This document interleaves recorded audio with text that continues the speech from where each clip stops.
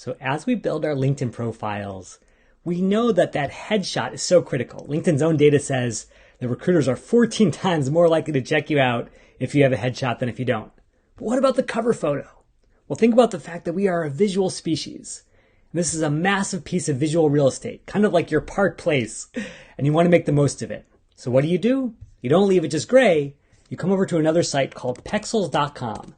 And the reason I love Pexels is it's got all this gorgeous photography and it's absolutely royalty free.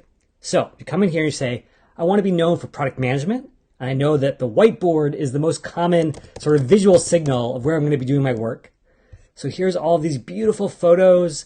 I can grab one that really sort of evokes what I want to be known for. And then I go to edit in Canva. And once I come over to Canva, which is also free to use, at least in the freemium version, you can take that exact same cover photo and you can start to edit it as you see fit. So for example, you could come in here and put in some text.